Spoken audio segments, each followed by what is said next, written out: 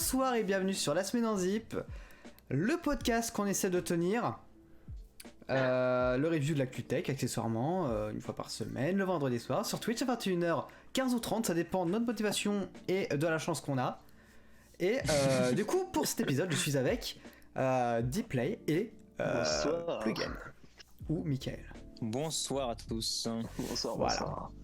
Et donc, nous allons donc commencer par par les news que j'ai de mon côté, que j'ai récupérées, qui sont orientées cybersécurité, cyberdéfense et cyberattaque et piratage. C'est pour ça que l'épisode s'appelle Cyberdéfaite. Parce que cette semaine, on a quand même de la qualité. On a CD Projekt qui s'est fait cyberattaquer, puis qui se sont fait revendre leurs données quelque part sur internet. J'ai pas vérifié la source. J'ai vérifié que ça vient de The Verge, ça me va. J'ai pas vérifié la source, genre où est-ce qu'ils vendent les données, mais ils vendent les données pour à peu près $1 million et 7 millions de manière immédiate. Donc autant dire que c'est vraiment la défaite la plus totale pour CD Projekt Red, qui est déjà pas très bien avec Cyberpunk, qui a mal commencé et qui a bad buzzé un peu. Surtout au niveau des performances. Alors oui, bah c'est pour ça une partie du bad buzz, c'est les performances qui sont décevantes et la qualité sur console qui est claquée au sol. Console all-gen maintenant. On a aussi quelque chose de... c'est vraiment le truc, fallait s'y attendre. Un hôpital... Alors ça c'est on peut s'y attendre aussi, c'est la fenêtre pour les cookies. En fait, alors le lecteur, tu veux bien t'afficher ? Voilà. On a eu aussi un de nos hôpitaux français, voyez-vous, qui a été paralysé par une attaque informatique, tout simplement.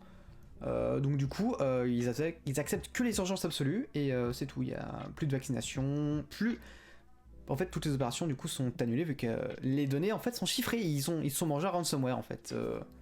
C'est vraiment la défaite. Ils en ont pour au moins 2 semaines d'après ce qu'ils disent. On va voir ce que ça vaut. Évidemment, on n'aura pas de suivi sur cette information parce que j'aurais oublié d'ici là, mais si ça vous intéresse, c'est l'hôpital de Dax. Voilà. En plus, c'est pas loin de chez moi. Yes. Tu pourras aller voir de toi-même. Super. On va envoyer notre reporter immédiatement sur place. Oui, Dplay, si vous êtes sur place, qu'est-ce qui se passe ? Ce serait stylé, On j'avoue. va affronter le couvre-feu. Oh non. Putain, non, c'est pour le travail. Dérogation, c'est bon, c'est pour le travail. Sinon, en termes de sécurité, on a aussi une petite défaite à peu près globale. On a 3 milliards de mots de passe Gmail et Hotmail qui ont été divulgués en ligne. Je sais lire les titres d'articles, je suis incroyable. Donc en fait, c'est pas une grosse faille générale qui s'est retrouvée dans la nature et qui est exploitée. C'est en fait un regroupement de plusieurs petites failles. Enfin, plusieurs petites. Bon, quand même, pour les regrouper, pour que ça fasse 3 milliards de comptes, bon... C'est quand même des failles assez conséquentes.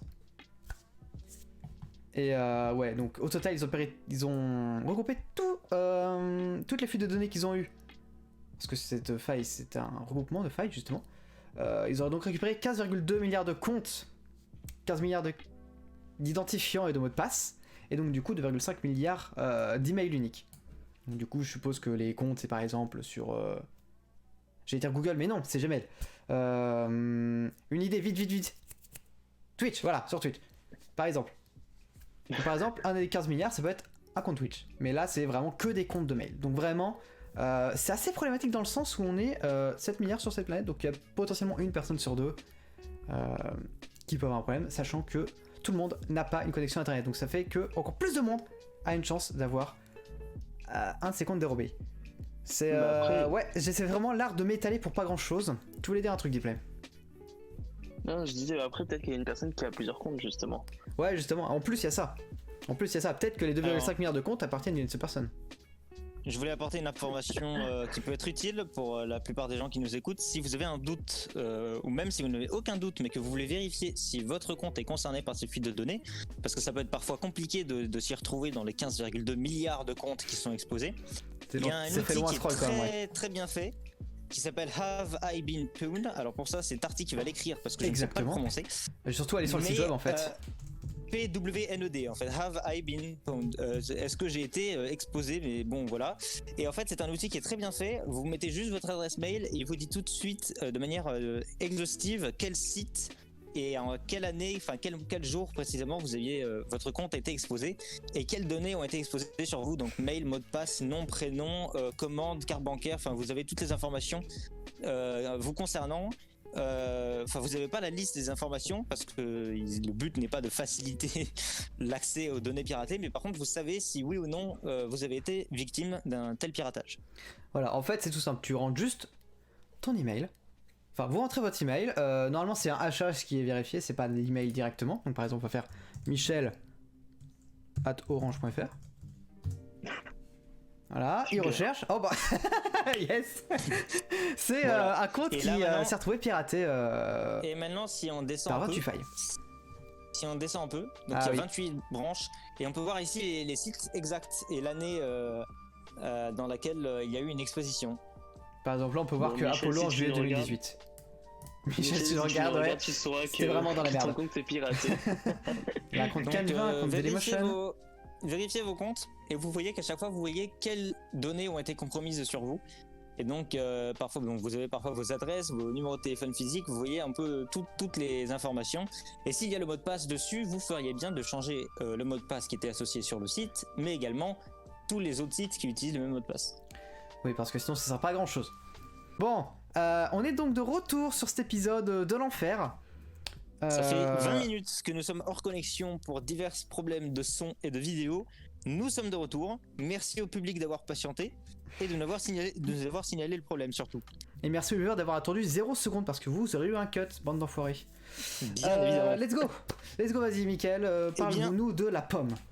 On va parler de la pomme et de la vice-présidente de la Commission européenne qui est en charge du dossier de la concurrence, Margrethe Vestager.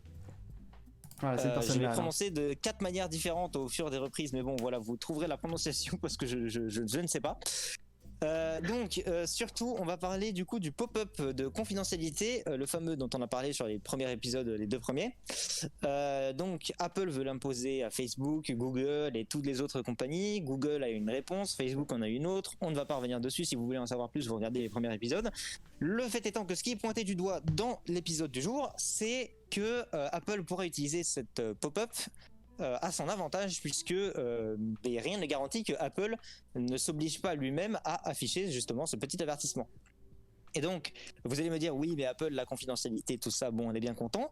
Le problème, c'est que dans iOS 14.5, qui va sortir prochainement, Apple va multiplier les publicités sur l'App Store. Et pour ça, ils utilisent pas mal d'informations personnelles. Donc quand même, des informations sur l'appareil. Donc ça donne notamment des indications sur la langue, le type d'appareil, tous les appareils que vous avez sur votre compte, le système d'exploitation, l'opérateur, bref, ça donne pas mal d'informations. Surtout, vous avez la localisation précise qui est utilisée, vous avez toutes les recherches et les installations que vous avez faites des applications dans l'App Store, et vous avez les articles que vous lisez si vous utilisez Apple News ou la bourse. Donc toutes ces informations sont enregistrées sur vous. Après, Apple prétend que pour pas mal de données, donc le nom, l'adresse, etc., l'âge, les appareils associés, les téléchargements musicaux, films, livres, émissions de télévision, le podcast que vous êtes en train d'écouter sur Apple Podcast, Apple News, la publicité, donc tout ce que vous faites en fait avec votre identifiant Apple, eh bien, c'est quand même collecté, et ce sont des données qui seront utilisées de manière beaucoup plus agressive dans iOS 14.5. Et donc c'est l'hypocrisie d'Apple qui est pointée du doigt en disant qu'on ne peut pas à la fois forcer toutes les autres applications à demander la permission lorsque vous n'avez aucune possibilité de refuser que Apple collecte ces données. C'est automatique dès que vous utilisez l'App Store. Or, là c'est un petit sujet qui je vais pas m'étaler dessus, mais l'App Store étant la seule solution pour installer des applications sur iOS. On a une autre news très croustillante. On a le Dakota du Nord qui a voté une loi qui obligerait Apple à autoriser plusieurs stores différents. Je cherche l'article, là, paniquez pas. Alors, je ne sais pas si je l'ai cet article. Il est pas là, il est pas là. Je ne l'ai pas noté Tant pis. parce que je me suis dit que ça ferait trop, mais c'est quand même une information que je veux souligner. Donc peut-être qu'on aura du changement dans les prochaines années. Parce que si le Dakota du Nord s'y met et que d'autres États suivent, on pourrait avoir un petit chamboulement de l'écosystème iOS tel qu'on le connaît. C'est-à-dire notamment la possibilité probable d'arriver d'acteurs tiers sur le marché des applications. Sur le marché des marchés d'applications. Ou alors carrément de l'installer depuis Internet, comme on fait déjà sur les Mac depuis toujours. Ou sur Android pour Exactement. Voilà, j'ai pas d'autre chose à rajouter. Est-ce que Deeplay, Bien. tu voudrais continuer avec l'Apple Pack? Effectivement. On continue des du news coup, à Apple, il y en avait beaucoup aujourd'hui, cette semaine plutôt. C'est ça. Bon, j'enchaîne du coup avec l'Apple Pack, donc un petit condensé des dernières actualités de la firme à la pomme, comme on le connaît tous. Du coup, première news dessus. Qui concerne le logo de Apple. Rappelons-nous, il n'y a pas si longtemps de ça, ils ont eu un petit litige avec une société appelée Prepeer, qui avait un logo, alors c'est une poire, mais d'après Apple, ce logo ressemblait trop au logo d'Apple justement. Du coup, ils les ont attaqués en justice. Et aujourd'hui, enfin hier je crois, plutôt, on a eu une news concernant du coup le logo de Prepeer qu'ils ont changé, enfin c'était un petit changement, un truc tout petit, mais qui réglerait du coup le litige qu'il y a entre Apple et Prepeer. Voilà. Ensuite, news suivante, on a du coup Qualcomm, qui sont des fabricants de processeurs pour les téléphones Android habituellement, qui sort une première puce 5G compatible 10 gigabits et qui serait prévue pour les iPhones en 2022. Donc on pourrait s'attendre à voir en 2022 ou en 2023 des iPhones compatibles 5G 10 gigabits qui arriveraient en 2022 ou 2023 comme je viens de dire.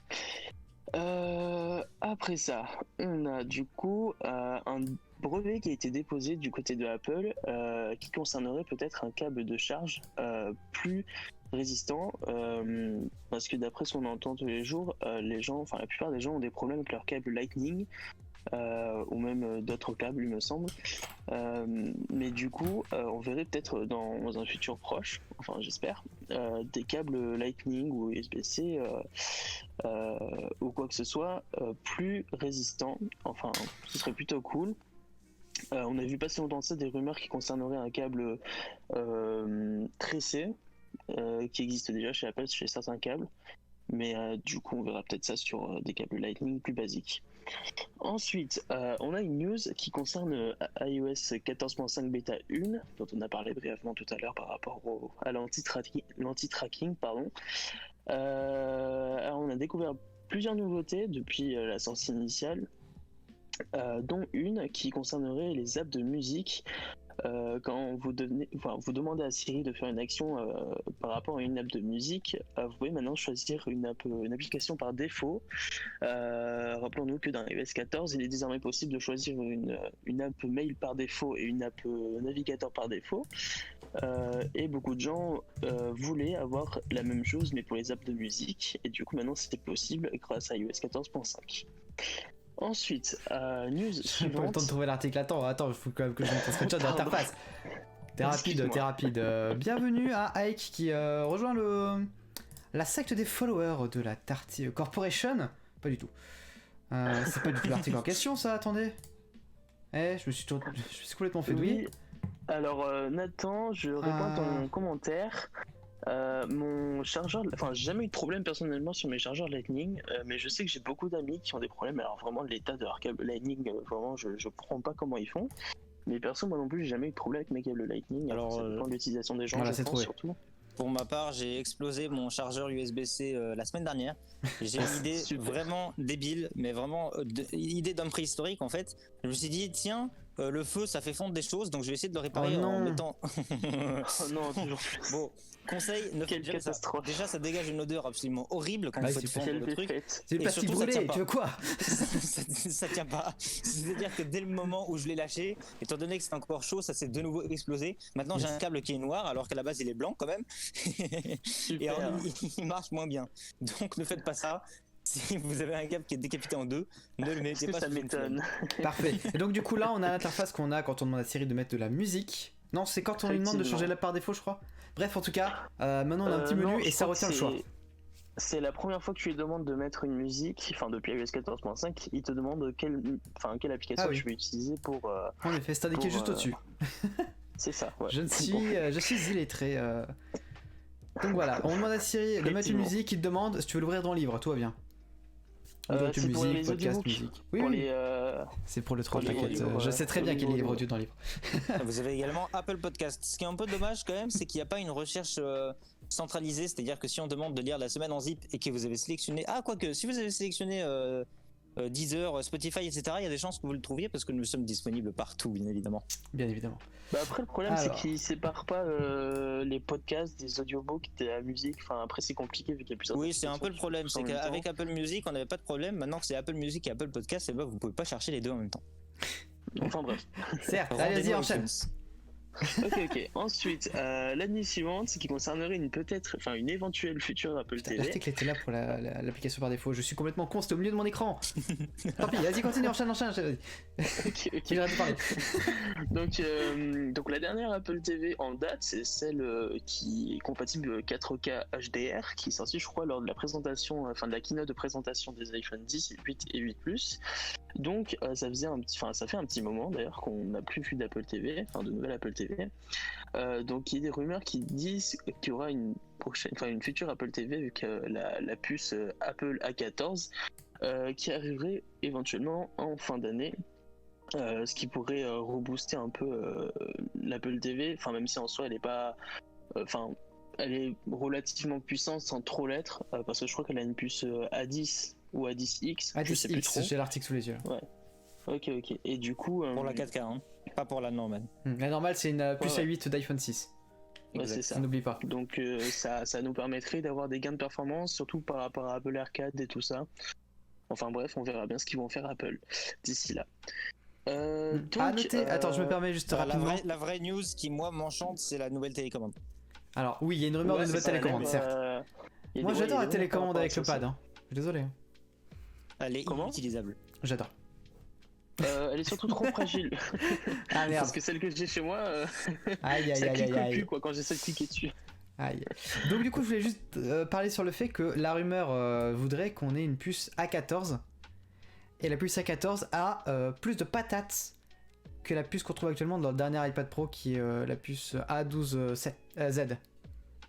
Oui. Voilà. Donc une puce de base est plus puissante que le porte-étendard des Mac Mini M1, enfin des anciens Mac Mini M1, donc les prototypes qu'avaient les développeurs, et l'iPad actuel.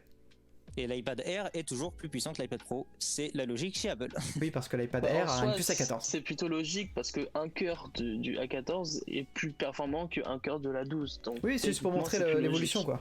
Genre la puce de base maintenant est plus puissante que la meilleure des puces avant. Bah en soi, il devrait attendre la A14X avant de la mettre dans l'Apple TV. Enfin après. Ouais. Ça se trouve, on va mettre la 14X. Mais... Allez, vas-y. Enfin, ouais.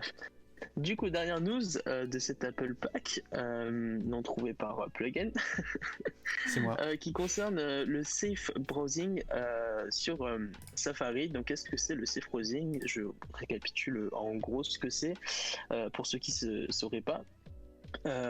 C'est en gros une base de données entre guillemets chez Google, ou enfin il y a d'autres marques qui ont une base de données de ce type, qui contient des sites en gros qui sont blacklistés, soit parce qu'ils sont frauduleux, enfin qui sont malveillants, en gros des sites dans ce genre-là. Et en gros, quand vous allez sur un navigateur et que vous utilisez Google, si vous allez sur un des sites qui sont présents dans cette base de données, le navigateur vous affichera en gros attention, ce site est frauduleux, évitez d'aller dessus, en gros voilà. Cette fonction en fait collecter votre adresse IP, et Apple comme d'habitude intervient et maintenant au lieu de directement, enfin sur Safari en tout cas, directement de prélever votre adresse IP, ils vont rediriger ça chez eux-mêmes.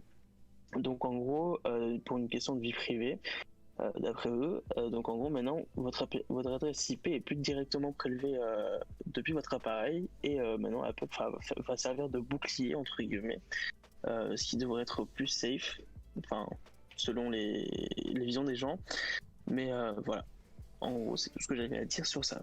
Je pense que c'est à peu près tout. En effet, si vous avez d'autres choses à rajouter. Si, j'aimerais préciser qu'en fait, si c'est un réel bénéfice au niveau de la privacy, de la vie privée, dans le sens où Google ne peut plus relier à des adresses IP et à des régions une certaine navigation web. Donc ça limite une forme de tracking quand même. Évidemment, c'est pas la solution ultime, mais ça réduit quand même le tracking de manière significative. Après, toujours pour revenir sur l'enquête qui est en cours par la Commission européenne, il ne faut pas utiliser que ce n'est pas parce que Apple va maintenant faire le travail à la place de Google que votre adresse IP n'est toujours pas collectée. C'est désormais Apple qui va la collecter. Par contre, ce qu'il en fait, on n'en sait pas pour l'instant. Oui, mais objectivement- après, juste pour revenir rapidement, de mémoire, pour le tracking, c'est fait par. Ils font pas à la personne, ils font par groupe, je crois. Ils groupent par identifiant aléatoire. Donc selon les critères particuliers et identifiants aléatoires qui sont renouvelés, je sais plus tout quand. Je crois que c'est tous les 6 mois, un truc comme ça. Exact. Ça, c'est ce qu'ils disent qu'ils font pour l'App Store. Pour l'instant, pour la collecte des adresses IP, quand on se connecte sur leur site, on n'en a aucune idée de ce qu'ils en font. C'est vrai. Objectivement, personnellement en tout cas, enfin le fait d'avoir mes données chez Apple plutôt que chez Google, ça me rassure plus entre guillemets. Je sais pas pour vous. Bah, tu sais qu'elle, En déjà tout qu'elle cas, passe pas la moulinette toutes les 3 secondes, c'est déjà pas si mal. Super. Est-ce Ok. qu'on n'entamenterait pas l'archive? J'ai quand même mettre un pin au cas où si j'arrive à récupérer. Alors, on va mettre l'archive désormais. Ça va être une archive Turbo Express. Donc, si vous voulez toutes les informations et tous les détails, vous allez vous abonner à NewsTechFR sur Twitter, puisque c'est là-dessus que vous retrouvez tous les articles que nous utilisons pour cette actualité. Puisque nous allons en live très rapidement, nous avons encore beaucoup à faire et nous avons un temps très limité pour le faire, malgré les problèmes techniques. Voilà, ça se déroule en traite 5 fois par jour, hein, vous connaissez la chanson. Voilà, lors de votre petite pause café, vous consultez NewsTechFR. Voilà. Sachant que là, l'archive, c'est une turbo archive. Regardez-moi ça. Regardez-moi ça, tout ce qu'on a. Ah oui, c'est une turbo archive. Je commence sans plus tarder. On a donc Apple qui va créditer $500 au lieu de $200 pour la remise du DTK. On en parlait lors de l'épisode précédent. Les développeurs avaient beaucoup contesté le choix d'Apple de ne rembourser que $200 par rapport à la durée avec laquelle ils étaient utilisés. Donc Apple a entendu le message et a décidé de rembourser $500, soit le prix du DTK. Donc au final, ce DTK aurait été gratuit en termes de valeur pour les développeurs, et là ils sont beaucoup plus contents. Voilà, et c'est donc ce fameux Mac Mini dont je parlais tout à l'heure, pour compléter la comparaison avec la puce A14. Alors, je crois que c'est à mon tour d'enchaîner. Ouais, ça parle de vroom vroom. Effectivement, des vroom vroom, comme tu dis, entre des rumeurs qui concernaient à l'époque, qu'est-ce que je dis moi, il n'y a pas si longtemps que ça, entre Hyundai et Apple, comme quoi ils allaient faire un éventuel partenariat pour la fameuse Apple Car, et Hyundai nous dit que ils ne discutent plus avec Apple sur des éventuels partenariats pour cette Apple Car. Voilà, ils ont complètement coupé les ponts. J'ai plus la suite de la phrase. Hyundai était déjà un peu craintif à la base, donc on se doutait un peu que ça allait pas bien se finir. Mais je crois que comme on avait dit, ils voulaient pas devenir les Foxconn d'Apple pour la voiture. C'est ça.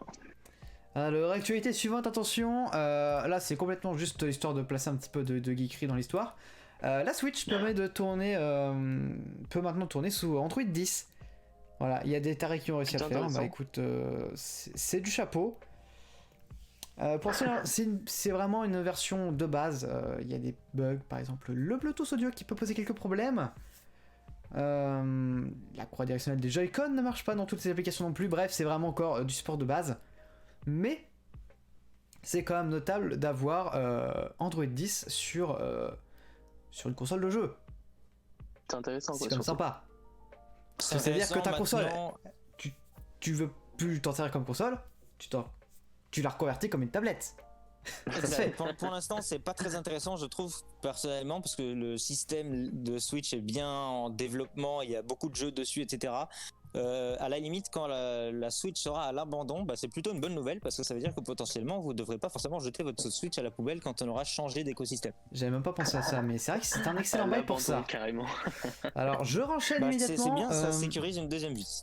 C'est vrai que ça. Oui. Au moins, elle pourrait servir de cadre pour un gratin de finnois en fond. Exactement. Alors, donc, VLC a pété un plomb et va lancer un cône sur la Lune. Voilà, je pense qu'il n'y a pas besoin d'en dire plus. Alors, vous pouvez envoyer vos vidéos pendant une semaine encore. C'est ça, en gros, ils vont envoyer une carte micro SD de 1 Tera sur la Lune. Ah non, pas dans un cône. Ils vont en envoyer plusieurs. Plusieurs de 1 Tera ? Ah bah oui, ils vont en remplir plein. Très bien, bah écoute, en même temps, oui, ça prend pas de place, donc oui.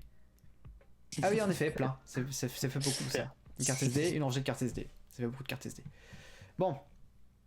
Du coup voilà, donc c'est pour leurs 20 ans qu'ils font ça, ils vont aussi modifier un petit peu l'interface du logiciel.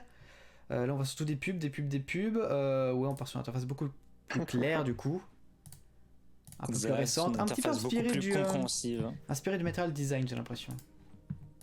Un peu. Bon, à ton tour, Dplay.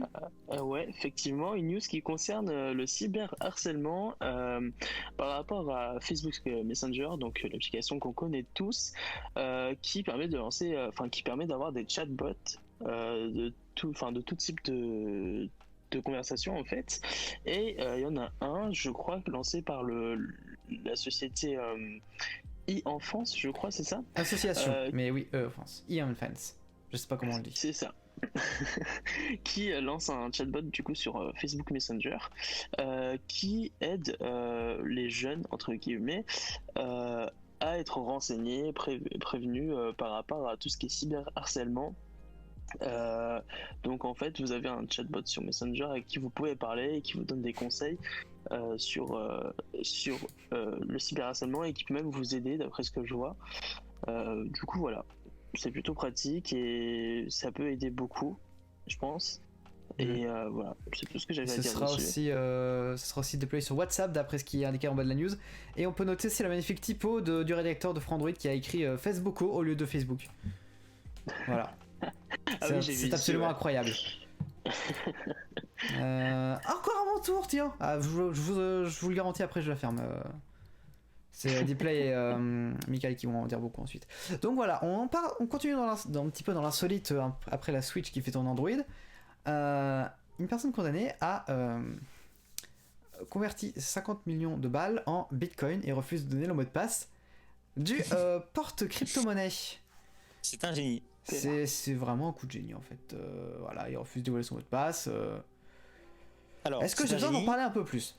N'oublions pas le karma quand même d'un autre mec qui est devenu millionnaire sans le savoir, qui s'en est rendu compte des années après et qui a oublié son mot de passe. On peut lui souhaiter ce karma pour que ces 50 millions soient perdus à jamais s'il oublie son mot de passe. C'est vrai que son porte-monnaie a été détruit parce qu'il a eu trop de tentatives échouées et donc les bitcoins ont été volatilisés et remis en circulation libre. Ah oui, très bien. Un bitcoin sur 5 serait complètement perdu d'après un article du New York Times. Je ne sais plus parler New York Times, voilà. Allez, c'est parti, à ton tour, Mickaël. Eh bien, on va commencer à parler un petit peu de fraude, bien évidemment. Donc, nous article avons anglais, attention.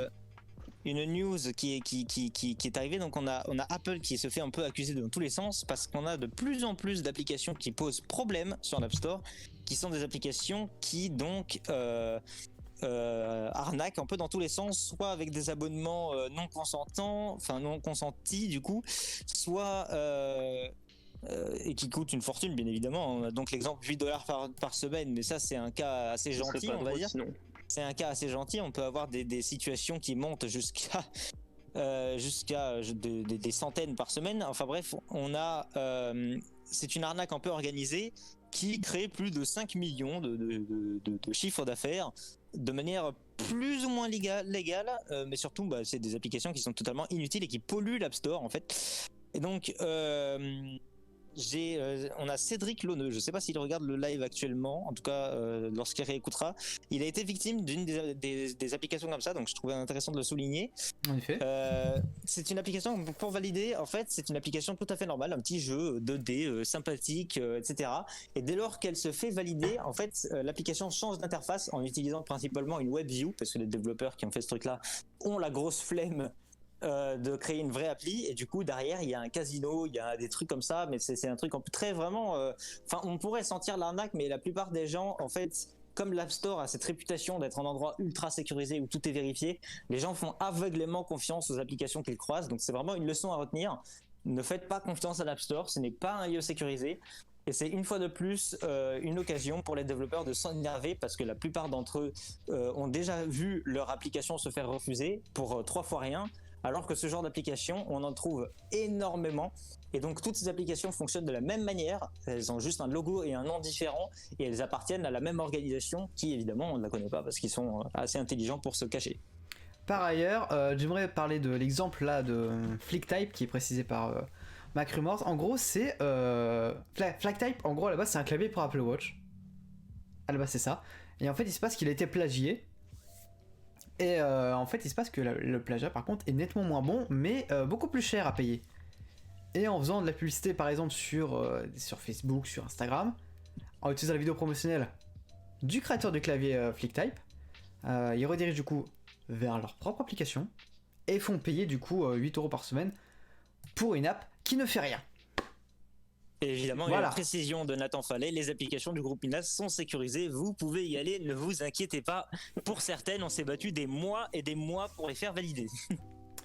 Je peux témoigner, j'étais dans leur QG à ce moment-là, pas du tout. J'étais juste en train de lire leur fil Twitter, c'était drôle.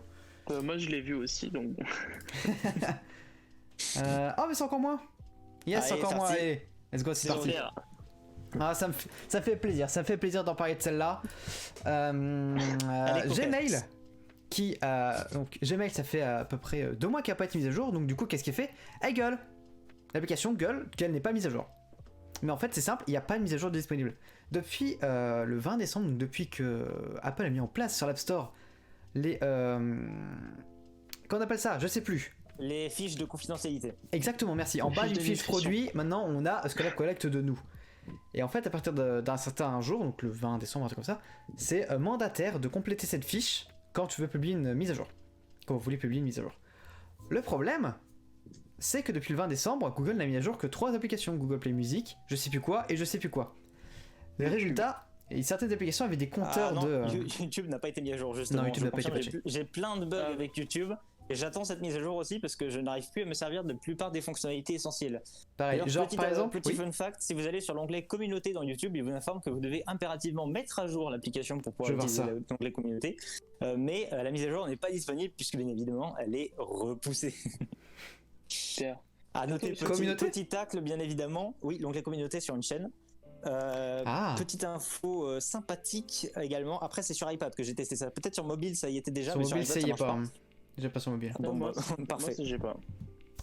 Et bien évidemment, le groupe Milast, nous, en réponse au comportement que l'on estime un peu inadmissible de Google, on a mis à jour nos fiches confidentialité, y compris pour nos applications qui ne sont plus dans l'App Store. Comme ça, on a notre petite réponse à nous, et même si vous allez regarder dans vos historiques d'achat les anciennes applications qui ne sont plus en circulation, vous verrez les fiches confidentialité parce qu'on n'a rien à cacher. Voilà, et donc du coup, ouais, la plupart des applications majeures, donc YouTube, Gmail, recherche, photos, Maps, n'ont pas été mises à jour du coup depuis le 20 décembre, un truc comme ça. Et donc du coup, ça commence à poser des problèmes de stabilité et des problèmes de fonctionnalité parce que par exemple dans certaines apps, il y a un minuteur depuis tant de jours la version est installée, alors afficher la pop-up que vous voyez là, qui indique que cette application mise à jour doit être mise à jour. La version qui n'utilise pas, la version que vous utilisez ne contient pas les dernières mises à jour de sécurité. Si vous continuez, vous comprenez les risques.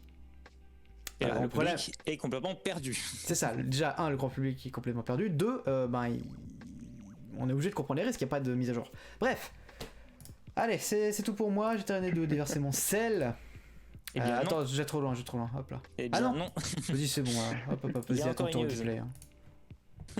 À ton Super. tour, vas-y. Je précise.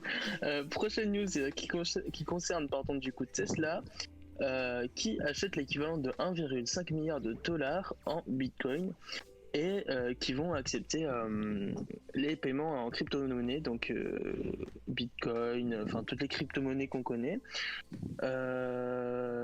Voilà, j'ai pas trop de choses à dire sur C'est un ça. méga stonks pour tous ceux l'article qui ont du est- Bitcoin parce que ça a engendré, si vous allez sur la bourse, ça a engendré un beau pic très sympathique. On est sur un nouveau record historique pour la valeur du Bitcoin quand même. Donc Ouais, je crois que ça c'est fait un petit bond acte. Ça fait un Ça bon de monte à 15%, 40 je 000 crois. et plus de 40 000. Elon Musk toujours dans sa folie. C'est ça. Oui, donc pour ceux qui possèdent du Bitcoin, c'est un méga stonks. Voilà, ça Effectivement. s'appelle de la tunasse. Bon, vous savez quoi, c'est à mon tour. Alors, encore dans le niveau, qu'est-ce qui se passe dans ce Vive monde? la France. C'est ça. On est un peu en mode Vive la France avec un village normand qui tente de s'opposer à l'installation d'une station terrestre Starlink. Voilà, vraiment, c'est les fermiers contre les envahisseurs du futur. Normands contre Elon Musk. C'est ça, les Normands contre ah, c'est incroyable. Parce qu'en fait, Starlink, voyez-vous, Starlink, c'est quoi? C'est des satellites autour de la Terre pour avoir une connexion Internet absolument partout. Le problème, c'est que la connexion Internet, elle n'est pas dans le ciel en fait. Il faut quand même qu'il y ait des relais pour se connecter au réseau internet qui est du coup une maille de fibre optique qui est sur Terre. Et donc en fait c'est grâce à ces bases là que ça se fait. J'ai absolument vu la vidéo de Linus Tech Tips il y a pas longtemps à propos de Starlink, c'est pour ça voilà, je suis extrêmement calé dans le domaine. Et donc du coup il se passe que d'énormément s'oppose à une station de ce genre sous prétexte de oh mon dieu les ondes, tout ça. Voilà, hors de question que l'on mette la vie de mes concitoyens en péril. On en est à ce niveau de sensationnalisme. Donc on verra ce que ça vaut, on verra les enquêtes, on verra ce qui se passera. En attendant, voilà quoi. Le même genre de Ça problème fait quand qu'on même voit des avec belles la têtes 5G, d'affiche quoi. quoi. Comment ? J'ai dit le même genre de problème qu'on voit avec la 5G, enfin le déploiement de la 5G. C'est vrai que ça fait la même chose, ouais. C'est un peu le même genre. Ah bah voilà. Il faut savoir que ces dômes vont capter machin, l'alimentation, la fibre optique ou 5G. Voilà. C'est vraiment. Voilà, en glissant au passage la 5G au milieu, histoire de faire un petit peu plus peur. Voilà. On est vraiment sur. Sur du qu'est-ce qui se passe dans ce monde. Bon. Eh bien, nous allons passer désormais à la prochaine victime de la 5G qui n'est pas humaine mais matérielle. FreeWiFi donne son clap de fin à partir de aujourd'hui. Une mise à jour sera progressivement employée sur toutes les Freebox. Le plus grand réseau communautaire de France ferme ses portes aujourd'hui, estimant que la 4G et la 5G ayant complètement remplacé son usage, il est plus nécessaire aujourd'hui.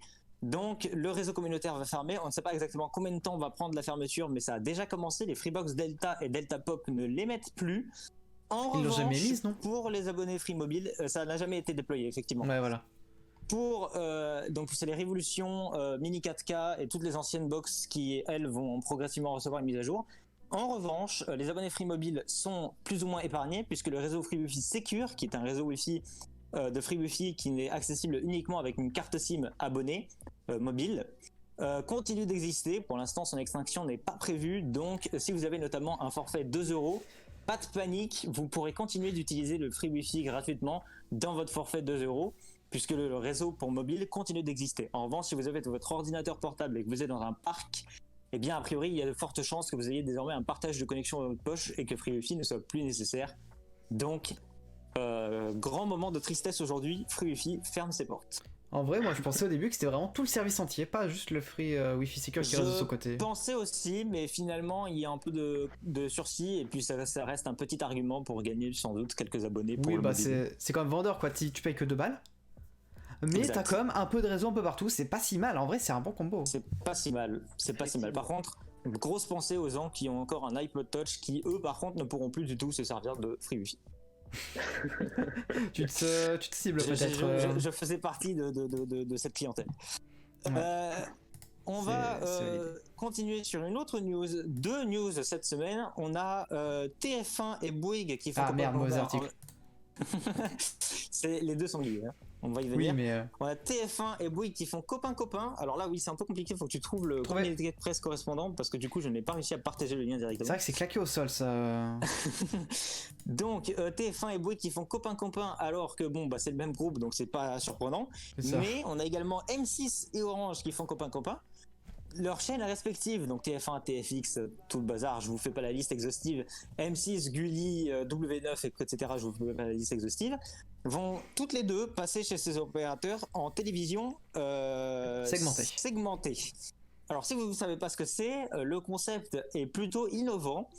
Vous regardez le même programme que tout le monde en France et au moment de la coupure pub, il y a une interruption qui se fait chez tout le monde, mais tout le monde ne regardera pas la même pub. Donc je ne sais pas exactement comment ça s'organise en termes de durée de publicité pour que le programme reprenne au même moment. Ah, ça va être l'enfer, j'avoue.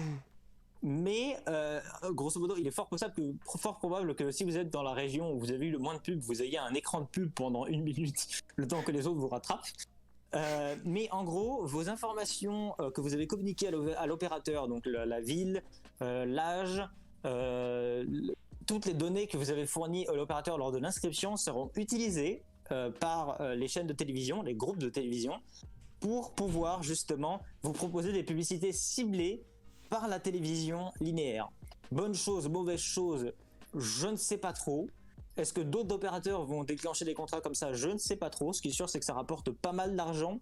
Point important, votre groupement sera nécessaire pour pouvoir prendre ces données. Et pour le moment, il n'est pas question de collecter les données de visionnage de ces chaînes. Donc pour l'instant, ce sont que des données, disons, génériques que vous avez déjà confiées à votre opérateur avant. Donc en fait, après, personnellement, je vais juste rebondir 2 secondes dessus. Pour moi, c'est ok si c'est juste de la publicité qui est localisée. Genre, telle région, on met plutôt telle pub parce qu'il y a tel acteur à cet endroit-là. Personnellement, je trouve ça ok. Par contre, si c'est ciblé, genre par personne, par foyer, là, perso, ça m'embarrasse. Alors, c'est ciblé par foyer, mais en même temps, ils n'ont pas tant d'informations que ça, donc je pense que ça sera plus ou moins groupé en fonction d'un groupe de critères, parce qu'ils n'ont pas tant d'informations que ça. Nom, prénom, ça leur servira à rien. Donc ils ont plutôt effectivement la localisation précise, donc pour savoir à peu près les commerces du coin. D'un autre côté, ça peut être intéressant pour justement les petits commerces qui pourront probablement payer bien moins cher des publicités qui sont beaucoup plus pertinentes. Ouais, c'est pour ça que j'ai pensé avec la publicité localisée. Par contre, c'est bénéfique ça, la publicité localisée. Linéaire. Donc voilà, à voir ce que ça va donner, en termes d'expérience. Qu'est-ce qui se passe quand une publicité est plus longue que le reste du programme ou plus courte, parce que du coup les publicités font pas la même durée. Est-ce qu'on va avoir des publicités de texte, juste un petit PowerPoint qui s'affiche, je ne sais pas. Quel type de publicité on va pouvoir retrouver, je ne sais pas. En tout cas, l'expérience va changer et affaire à suivre pour les abonnés d'Orange et de Bouygues Telecom. Si vous regardez ces chaînes-là, votre expérience de publicité devrait changer bientôt. Voilà, pour le meilleur ou pour le pire, on verra très bientôt aussi. On aura probablement des retours d'expérience d'ici là. C'est ça. Alors, c'est à ton tour, Adiplay, à propos de l'Europe et du chargeur unique. Enfin, du chargeur unique. Effectivement, news sur les chargeurs uniques, enfin sur l'Europe qui valide enfin l'arrivée d'un chargeur unique qui concerne l'USB-C du coup. Enfin, c'est la norme de charge qu'on connaît aujourd'hui, qui devrait être du coup, enfin c'est officiel parce que ça l'était pas jusqu'à présent, qui devrait être unique pour tous les constructeurs de téléphones, oui. Donc on peut penser que ça va faire plutôt chier à Apple puisque du côté d'Android la plupart, enfin même quasiment même tous les téléphones sont en USB-C, mais du côté d'Apple ça peut les titiller parce que eux tiennent fortement à leur Lightning. Après par contre il y a des rumeurs qui disent qu'il y aurait une possibilité qu'il y aurait plus de ports sur les prochains iPhones, mais dans tous les cas ça va leur titiller vu qu'ils tiennent beaucoup à leur Lightning et à la certification MFI pour les 4€ qui reviennent à Apple du coup. Voilà, je pense que c'était à peu près tout ce qu'il y avait à dire. Ouais. Je vais revenir rapidement dessus. Quand même, ça a été voté avec une très grande majorité de votes. 582 contre 40. Autant dire qu'il n'y avait pas de débat. Par contre, donc, en fait, il y a le MagSafe qui est propulsé par Apple. Le problème du MagSafe que moi je vois pour l'instant, déjà la charge n'est pas très rapide, mais surtout il n'y a aucun échange de données possible. Donc ça m'inquiète un peu beaucoup quand même. Si je dois mettre mon iPhone en mode DFU et que je dois faire ça en sans fil, je m'inquiète beaucoup. Le MagSafe, c'est vraiment charge sans fil auto. J'ai entendu dire aussi qu'il y avait des problèmes par rapport aux gens qui avaient des pacemakers. Oui. Par rapport au magnétisme et tout. Exactement. Ça peut être chiant à ce niveau-là aussi. Exact. Donc ça on va voir ce qu'Apple va faire. Faut savoir que du coup les lois qui avaient été votées par le Dakota du Nord, Apple s'en fout un peu pour le moment. Par contre l'Union Européenne, bon, là ça le voit pas mal. Ils peuvent pas vraiment ignorer les décisions de l'Union Européenne. Ça marche pas vraiment. Bon. Par contre, j'aimerais revenir rapidement sur l'argument utilisé, néfaste pour l'environnement. C'est à double tranchant dans le sens où si on passe tous sur du type C, en effet, si tu changes d'écosystème, t'as plus de déchets. Et comment dire, le problème c'est que la transition du Lightning vers le type C, s'il arrive, ça fait qu'on va devoir renouveler un sacré paquet de chargeurs quand même quoi.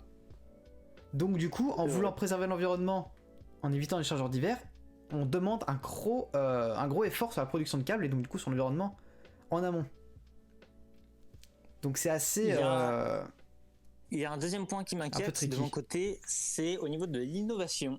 C'est-à-dire que l'USB-C pour l'instant répond à beaucoup des critères aujourd'hui, mais si demain un constructeur vient inventer un câble qui a des capacités exceptionnelles et des usages dont on ne l'a absolument pas prévu aujourd'hui, eh bien il sera très embêté ce constructeur parce qu'il ne pourra pas proposer ce nouveau connecteur puisque l'USB-C sera imposé par l'Union européenne et donc soit il devra mettre 2 ports, ce qui est un peu idiot, Un peu chiant.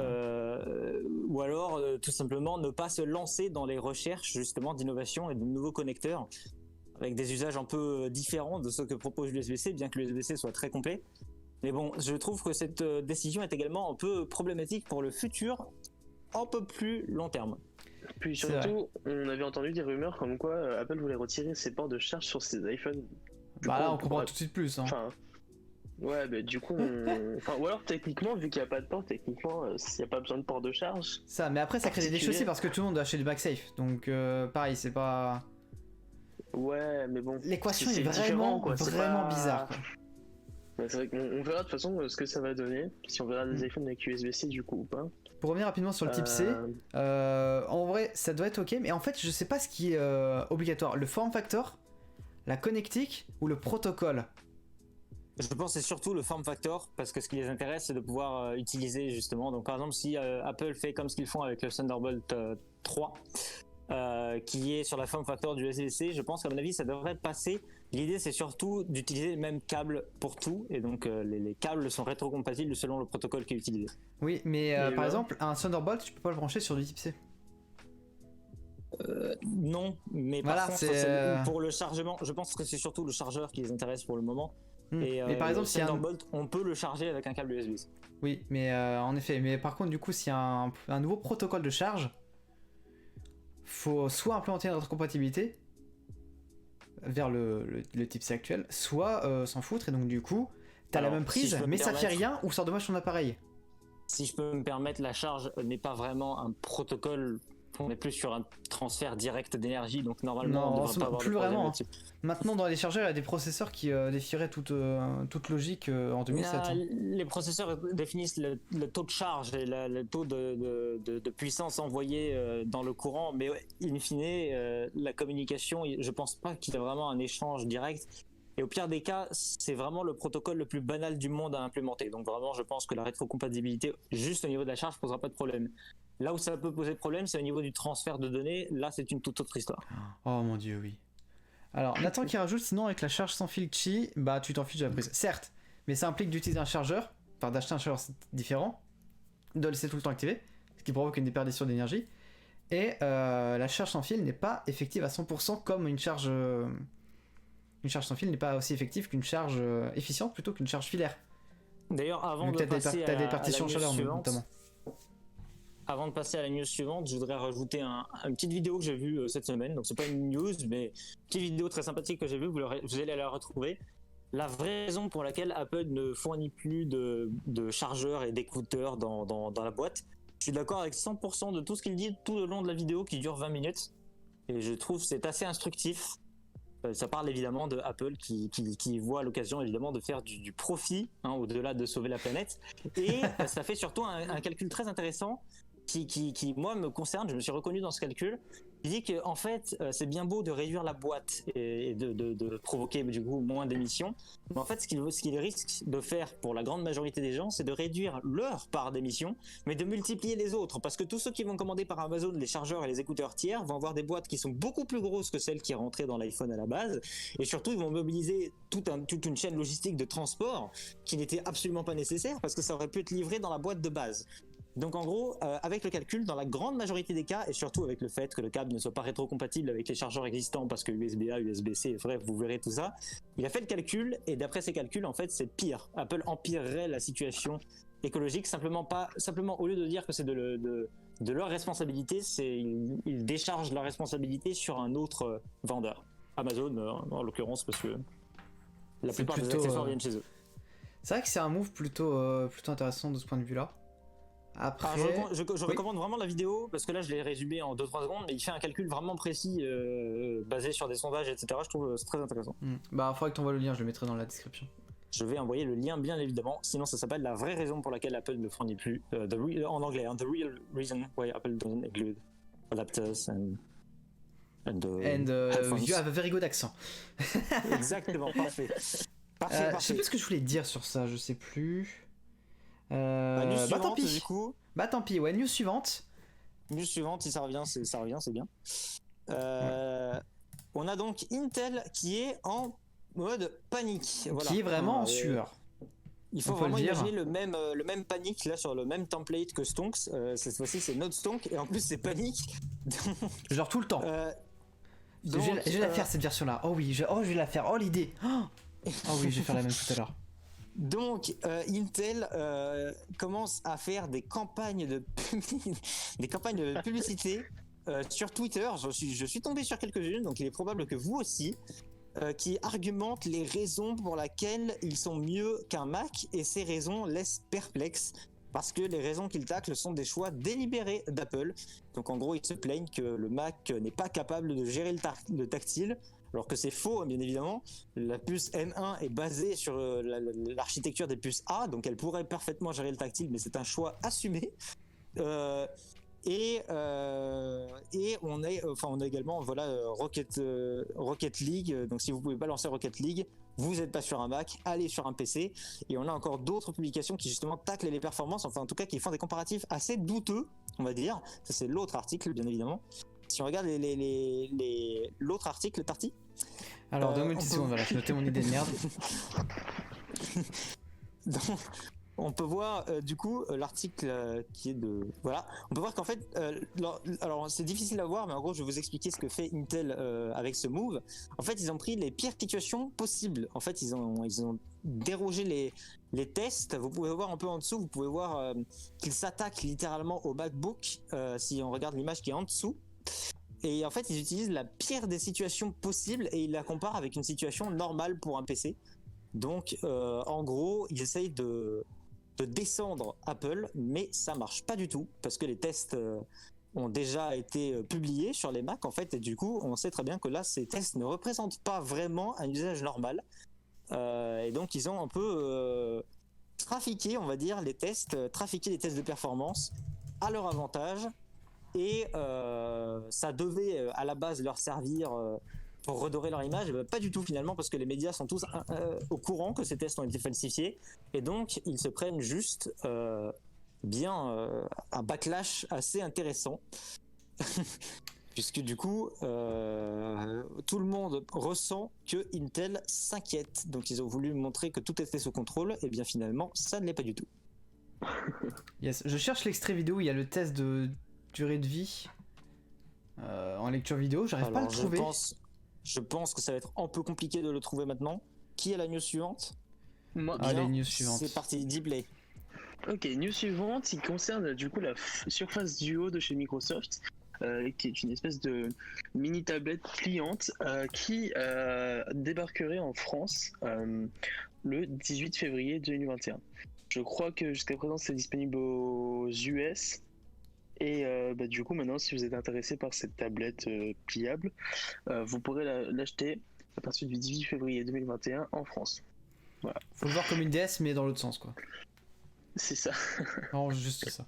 À noter que le prix, alors déjà donc là c'est la page promotionnelle de Microsoft, donc on va pas aller plus loin, mais notamment le prix le prix de la Surface Duo aux US a droppé de 300 balles je crois hier ou avant-hier, et en France il est toujours au prix de base. Il est toujours à genre 1200 je crois. Là je vois sur leur site c'est 1549 €.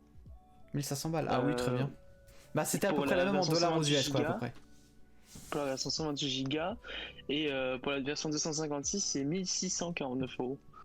Du coup voilà. Honnêtement, si vous me demandez entre le Surface Duo et le Fold 2, je préfère largement payer 400-500 € plus cher, mais avoir un vrai écran pliable plutôt que ce truc qui ressemble pas à grand chose pour le prix. Et un OS qui est débugué parce que l'OS de la Surface Duo est toujours claqué au sol. C'est Android, ça fait 6 mois. Non, mais je veux dire, ça fait 6 mois que Microsoft devait sortir des patchs pour que l'OS soit meilleur. Ils l'ont pas fait. Ah oui, d'accord. Oui. Ils ont un petit peu le syndrome Google. C'est Microsoft. C'est ça. On ne dira rien. On ne dira rien.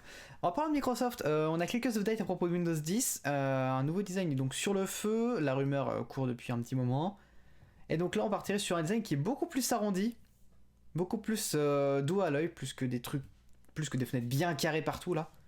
On va partir sur. Ça fait penser un peu à Linux. Ça fait penser ça fait penser un petit peu à certains. Oui, j'ai pas les termes, mais oui, ça C'est pour son environnement de bureau Les Linux interfaces habituel, graphiques voilà. De Linux, exact. Voilà, et toute dernière news, là c'est vraiment juste pour le LoL, c'est arrivé tout à l'heure. Merde, j'ai fait précédent au lieu de suivant. On a juste totalement Notion, si vous connaissez les latest Ubuntu par exemple. On a complètement Notion qui s'est pété la gueule. En fait, ils ont un problème de domaine, de nom de domaine en fait. Et ça s'est réglé il y a donc du coup 5 heures, ça a commencé il y a 6 heures. C'est vraiment juste un problème de domaine. En fait, il y avait une page sur Notion qui contrevenait aux lois du pays qui détenait le .so. Donc du coup, ils ont dit, bon, écoutez les gars, on fait carrément tomber le nom de domaine, le problème est réglé. Notion, évidemment, ils se sont pris ça comme ça, donc du coup, forcément, ça a merdé. Ils ont rien compris. Ils ont rien compris, total, ils ont absolument rien compris. Et voilà. Ah non, il n'y a plus d'article.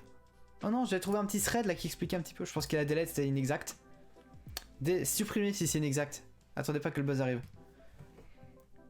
Et petite news voilà. bonus, comme ça, gratuitement. Si vous avez le vieux logo de Edge qui est bleu dégueulasse là, eh bien vous ne pourrez plus l'utiliser à partir du 13 avril. Pensez à passer sur le nouveau qui a le petit logo vert et bleu et qui utilise Google Chrome en fait. Donc si le vrai Edge tel qu'on le connaissait avant, le Microsoft Edge qui était sur le moteur de Microsoft, eh bien, disparaîtra le 13 avril. Cette fois-ci, on passe sur la version Chromium. C'est ça, si vous avez le petit E comme ça en forme de vague, un peu avec un petit dégradé, vous êtes bon. Si vous avez le E plus plat en bleu, bien carton-pâte, mettez à jour votre ordi, ou je sais pas, moi faites quelque chose. Et si vous avez le E avec une espèce de halo jaune autour, jetez votre ordinateur. C'est validé. C'est complètement validé. Mon dieu. Voilà, et donc ce serait donc la fin de cette semaine en stream. Merci d'avoir regardé. Si vous êtes en stream, si vous suivez le stream, attendez quelques petites secondes. Je vais vous expliquer un petit peu la suite si vous voulez. Si vous voulez pas, bah écoutez, cassez-vous, y a pas de problème. Bon, pour Edge, on va couper oui. le stream d'abord, on va dire au revoir aux auditeurs. On va dire au revoir aux auditeurs et aux viewers. Tous les vendredis à 21h15, 21h30, ça dépend un peu de l'humeur et de l'humeur d'OBS également. Ouais. On espère que la semaine prochaine il y aura moins de problèmes techniques. A priori, vous, les auditeurs en rediffusion, vous rentrez un peu moins compte de ces problèmes techniques. Je sais qu'on a dû perdre, à mon avis, minimum 1 heure. Mais bon, on espère que la semaine prochaine ce sera réglé, qu'on aura plus tous ces problèmes, qu'on aura un script automatique qui fonctionne bien. Et donc on se retrouve la semaine prochaine. Quelqu'un veut ajouter quelque chose? Oui, bah juste dire la bonne bise, écoutez. Tu veux dire un truc? Manger des popcorn. Manger des popcorn, écoute, moi je rétorque avec manger des yaourts. Voilà. Bonne semaine à vous et on se donne rendez-vous vendredi.